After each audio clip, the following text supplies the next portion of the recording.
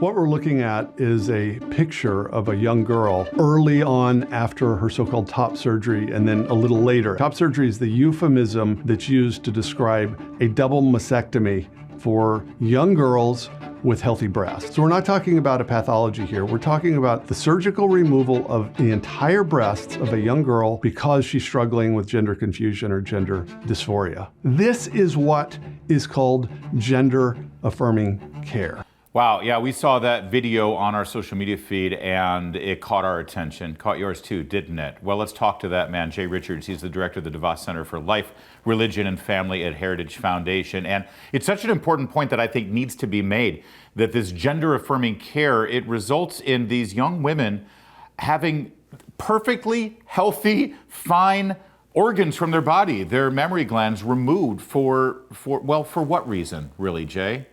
Larry, that's exactly right. Well, for the sense that somehow they feel a discord with their sexed body. This is something that until recently was an extremely rare phenomenon, mostly with boys.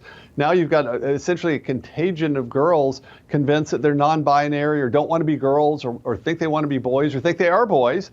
And very easily could get doctors to give them cross-sex hormones initially. That'd be testosterone for girls.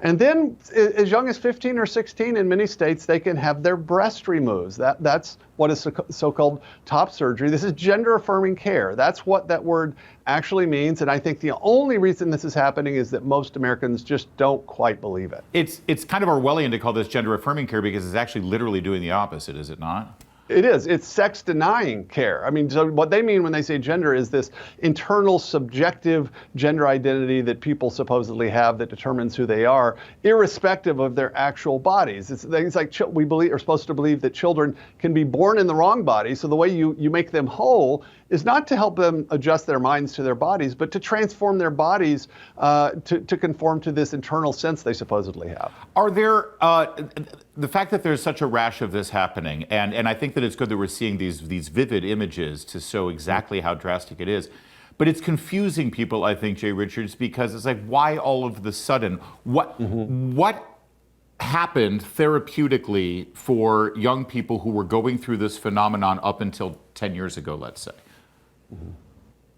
Well, it's not that something happened therapeutically, something happened culturally. And so first, this gender ideology, which literally, it denies the biological binary of sex. I can't emphasize that enough. It says, look, the biological binary, no, we're assigned a particular sex at birth. What we really are is this kind of sea of gender identities. That has been working its way through the schools, like it or not, now for years, right. So that kids get this from there. Then they get social media influencers through social media platforms like TikTok, which just absolutely bombard them with these messages. Now, add on top of that something like the COVID lockdowns where kids spend all their waking hours imbibing this stuff. And that's how you get a social contagion. Bad philosophy perpetuated and magnified by a particular kind of technology. And here we are. But I guess my confusion is, I mean, I would think that there would be some ethics in the medical community where there's like, well, no, you're a perfectly healthy physical human being. We're not going to just radically alter you surgically and remove your breast.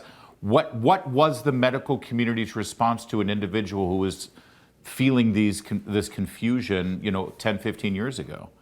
Well, 10, 15 years ago, what we knew, if you read the DSM-5, so the sort of manual for therapists and psychiatrists, it said that the vast majority of kids with gender dysphoria effectively grow out of it. I mean, as much as 98% in the case of boys. Turns out that for many kids that have this problem, puberty is itself the primary cure for it. What we're doing now with so-called gender-affirming care is we take kids off that track. We don't help them adjust to their bodies. We stop puberty if they're young enough and then actually start transitioning them.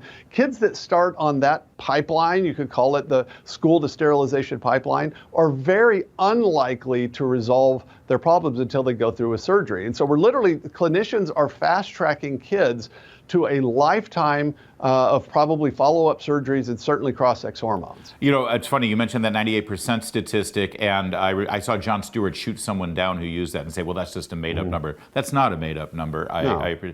We've only got 30 seconds left here. The DSM, this is critically important. It's been changed. If a parent comes with their child and says, this is happening, I'm feeling this, I don't want this, are therapists allowed to try to help them say, okay, you're a girl, let's keep you a girl? In some states. Unfortunately, many states have passed so-called conversion therapy bans, which is, again, another euphemism. Conversion therapy in this case means helping a child deal with his or her body. Yeah. And so in those places, they can't do that. But any parent that's told this, look, do not believe your counselor who says that they absolutely have to do this. Find a physician, a pediatrician, a counselor that will actually confirm your moral intuitions. Thank you, Jay. That's all for tonight, but we'll continue on this topic.